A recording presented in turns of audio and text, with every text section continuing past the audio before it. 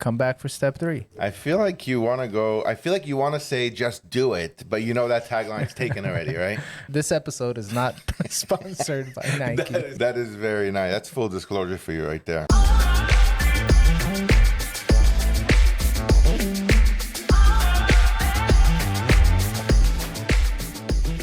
All right. Welcome to another episode of Rubbing Elbows, where on this channel we help you Level up your real estate game. if you're interested in learning how to crush it in real estate and learn the ins and outs. Let us guide you all the back channels, learning all these strategies and becoming a top producer. And not only that, but we're going to bring some of the best minds in real estate, some of the most successful, most influential people in real estate to teach you how to get it done. So if you're interested, click that subscribe button. Follow us. We're going to be uploading a new episode every week. Let's do this. So let's get into, our steps. Last week we had step 1. For those of you who were watching, hopefully you did your homework. That was recap that for us.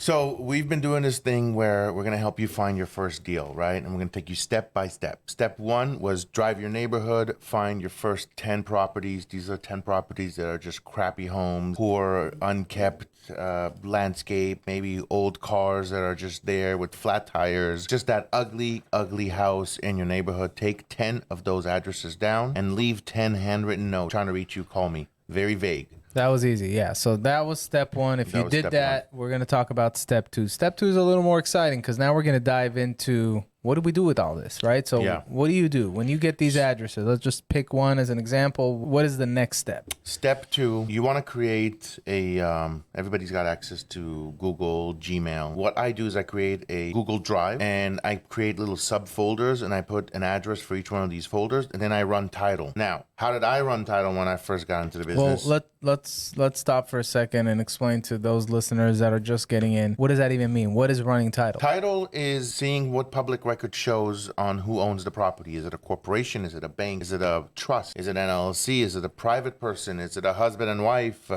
Right. So it's mostly the history of the property, everything that's happened to the property, right? It has nothing to do with the owner. The profile is about the property and the life cycle from when they started recording information. It shows all the people that have ever owned it, how much they bought it for, and all that information. Now, it's similar to Zillow in the sense where you can get some basic information, but this one dives in even deeper. You can actually see grant deeds. You can see the transfer of naming rights or anything like that. And that is crucial. Why?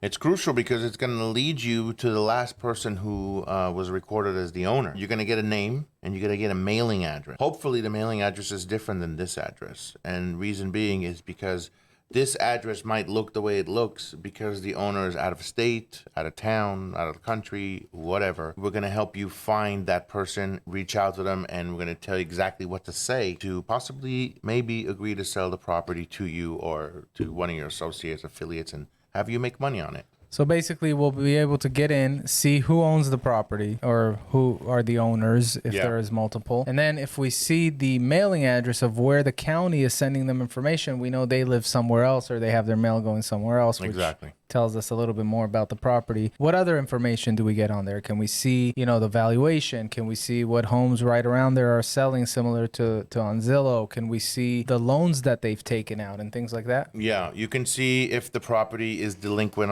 on taxes, if it's being foreclosed on. You can see things like the lot size, the zoning. If you know how to search, and this is something we'll get into in the future, you can see what the loans were taken out for. You can kind of calculate how much is owed on the property, which is also really cool and also helps run numbers a lot better. Oh, access. How do you get access to title? A lot of people who are in the industry, realtors, loan officers, title reps, escrow officers, they may have access to title. So if you know anyone like that, they can run title. So you can't just go on a website right now and just get access to title? No. All right. So you have to have some kind of a hookup. You gotta have an agent. How did you get the hookup when you first started? Networking. I went networking, met agents, met title reps. I mean, you can meet any agent and say, hey, I may be looking for some properties. Maybe you can help me. Maybe you can represent me. Here's an address I need you to run title for. And the agent will be glad and super duper happy to run title for you and have you,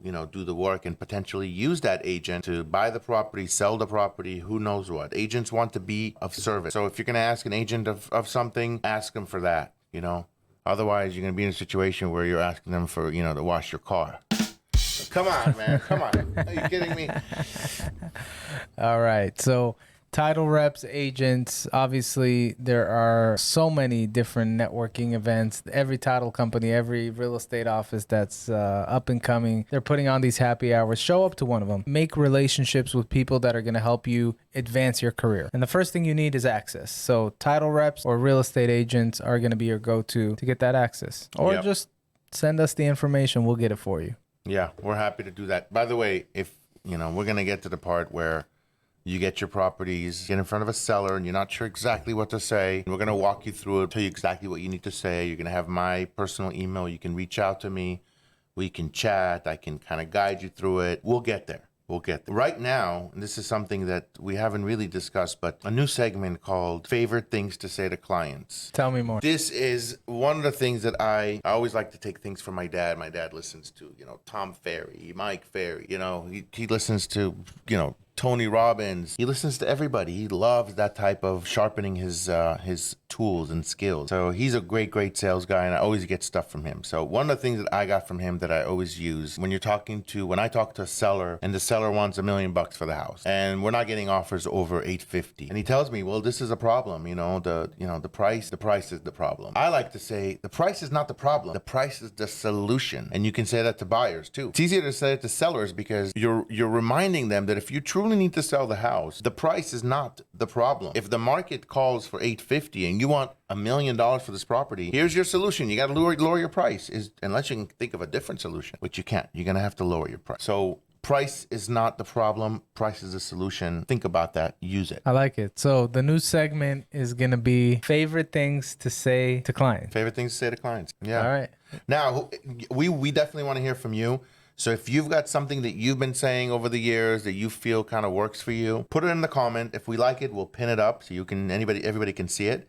And if it's really, really clever, we'll bring you on with us and you can tell us more funny stuff and clever stuff. There you have it. All right. Awesome. So that was a great week. We got tip number 2, step 2. Next week, we're going to focus on step 3. And we're going to get you all the way through this journey of doing it. Now, I'm sure there's a lot of people out there that are listening to this and they either agree, disagree. The bottom line is you have to get out there and you have to just do it. You have to just take that first step and just like we started this podcast, we didn't overthink it. What should we do? How should we set it up?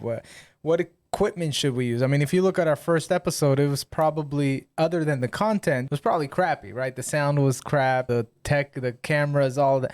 And you advance with time. I mean, in all fairness, we did shoot the first 4 episodes out of a trash can. Hey, come on, man. You love that. Wow. All right. So the point is just start. It's not going to be perfect. It's not going to necessarily work right away, but it gets you to a point where you know what needs to be improved, what's working for you, what's not working for you. So the bottom line is just get out there and follow these steps. Do step 1, then do step 2, come back for step 3. I feel like you want to say just do it, but that tagline's taken already, right?